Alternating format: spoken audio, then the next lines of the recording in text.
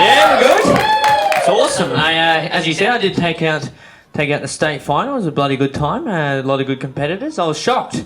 I was very shocked when they announced that I took it out. I was like, did Cameron Bancroft tampered his results as well? I don't know. Did he get on with it? I wrote that on the shitter today. I thought it was fucking brilliant. I'm not gonna lie. Well, I was tampering my own book. No, just kidding. It's good. It's good shit. That part was improvised. You are concussed. Not gonna lie. Fuck, that was funny. That's funny to my whole set just watching that, and then he just gone. Brilliant. Got to move the mic stand before my arm disappears behind it.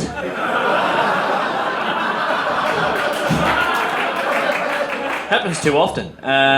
Way too often. I was talking to my father. I was talking to good old Davo, mainly because I still live at home, but I was talking to him anyway, and he needs the company sometimes, and I was like, he said, Gavin, if I was to die, what would be something that you remember me by?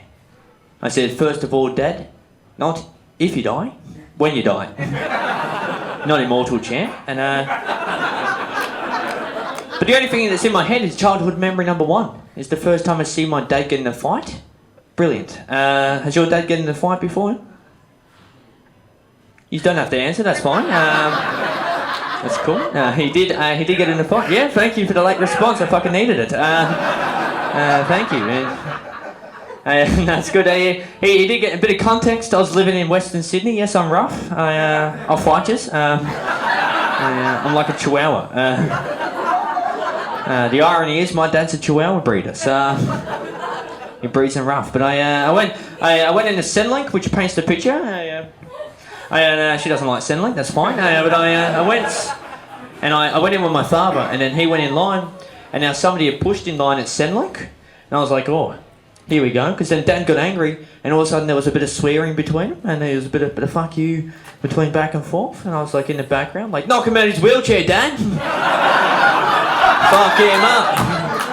Teach him a lesson, make your son proud. But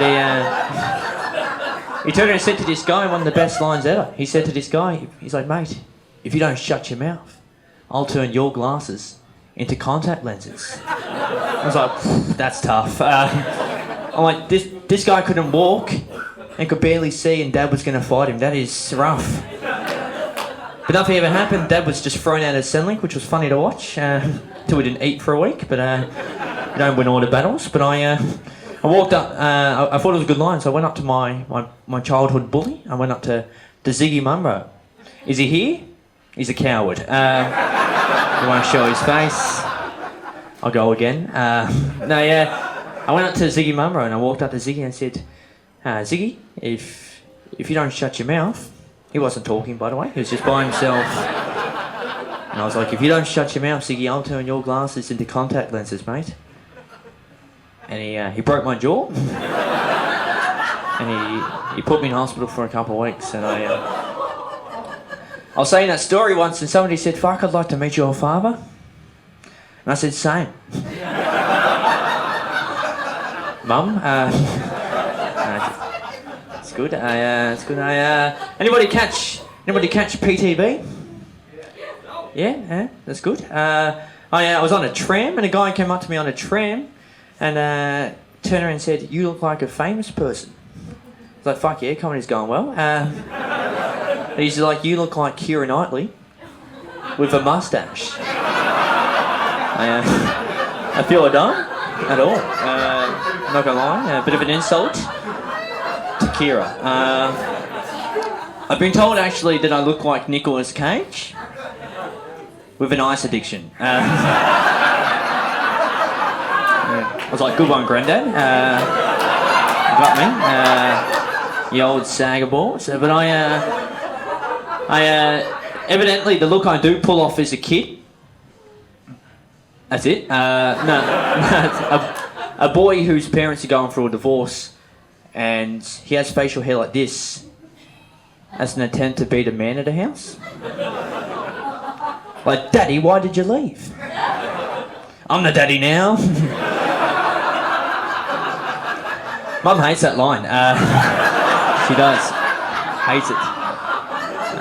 had a guy publicly take a photo of me, which was fun. Him and his mates were there, and he took a photo. It was at Fed Square, and I ignored it. And then 2 minutes later, his mate started laughing, and he took another photo again. And I walked up and was like, "Mate, at least tell me there's some good photos, and we'll be fine." And he said, "I'm talking to my mates right now, and I'm just trying to explain to them how skinny your arms are." And he didn't believe me at all. My mates didn't believe me. They asked for proof. I said, "Mate, that's fine and dandy, but you took 2 photos on 2 separate occasions. Like, who's going to take one look at these guns, put that away, and go, nah, send us more." I like what I say. What a cunt. I live in Gippsland, live in Druin. People will say Moe and Trafalgar. I'm there. I'm a few towns over, but I live near Bodlow, which is even better. And I went into Liquorland the other day because I ran out of ferry concessions and got to find alternatives sometimes. But I've walked in to Liquorland and the guy that served me was younger than I was. And I was like, "Oh, I want to see your proof of age. Like, you can't card me, champ. Like, they don't serve RSAs in kindergarten. I want to see some proof." But needed the booze. So he looks at my learner's permit and it's yeah, my learners, fuck off. Think you're better than me? Because you are. But he looks at the learner's permit and goes, "Gavin, no, you don't look like a Gavin," and handed back my licence. I said, "Buddy, I'm wearing tracksuit pants, a Big W hoodie, and I'm buying double serve Jim Beam at 2 o'clock in the afternoon on a Tuesday. If that's not a Gavin thing to do, I know what fucking is. I don't know." I glassed him there and then. Taught him a lesson. Anybody here go clubbing? Yeah? The rest of you's weak. Lift your game. I went to. Anybody heard of Billboard Saturdays? It's a shithole. I went to Billboard Saturdays with the boys, as they frequently chanted all night. Just Saturdays are for the boys. I hate that saying so much. I feel Saturdays are only for the boys because all of them failed to pick up. It was just the boys and their insecurities. But I went to Billboard Saturdays and I was on the dance floor. I'm a mad dog, and a guy came up to me and he walked straight up and he's just like, "Hey bro, can I buy a cap?" And I don't look like somebody that would sell caps. Maybe ice. Not caps. Please don't actually come up to me after this asking for ice. I'm not sharing. But he's come up and I was also uncultured. Did I turn around and said to this guy, "Do you mean hat?" And he went, "No, I mean a cap." And I said, "Mate, this isn't the Culture King, so I can't just sell you a cap." And he went, whoa, Culture Kings sell caps? I said, "Mate, Culture Kings sell only caps. Different shelves of caps, different size caps, different brand." And he said, "Which Culture Kings sell caps?" And I said, "Mate, every Culture King sell caps. So I've got to go to Culture Kings more often. So you'd be better off than Billboards, mate. I'm not selling you me fucking hat." But I feel with Billboard Saturdays is they should change the name from Billboard Saturdays in promotion to Billboards Tuesdays. Hear me out, it's a good plan. Because then nobody will go on Saturdays because they all think it's open on Tuesdays. And then they all rock up on Tuesdays and it's not bloody open. And then nobody ends up going to Billboards at all.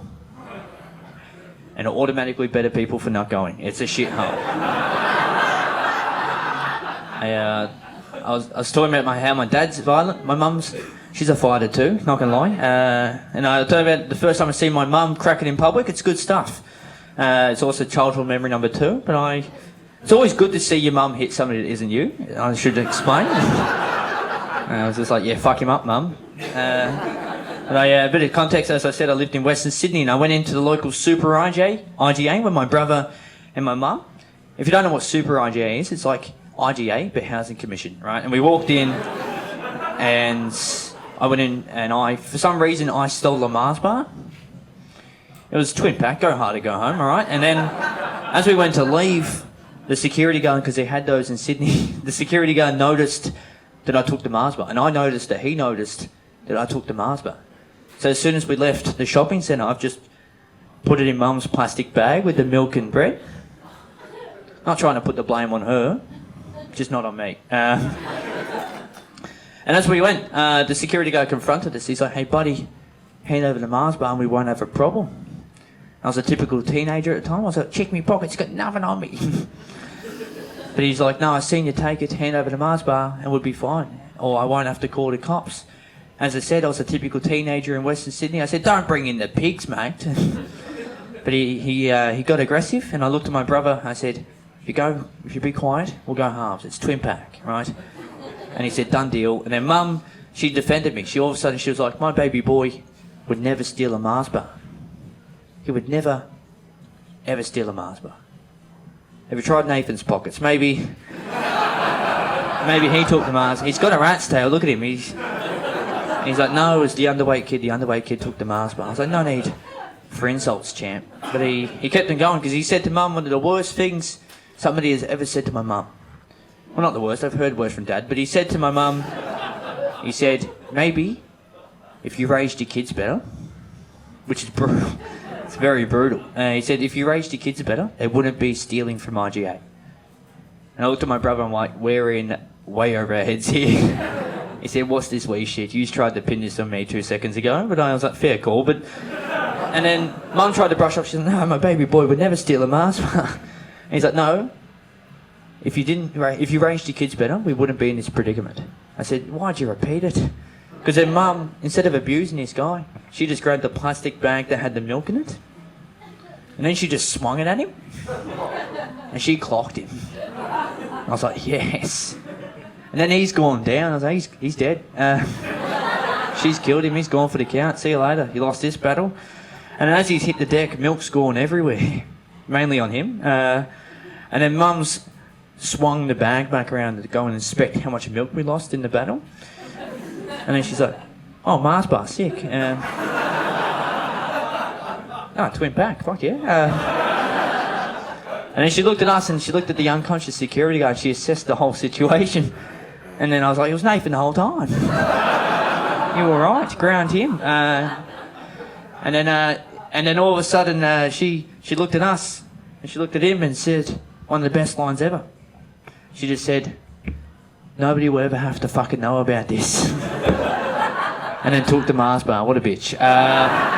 Anyway, I'm doing a comedy festival show and I'm handing out flyers at the end and I'll see you around. Gavin Sempel!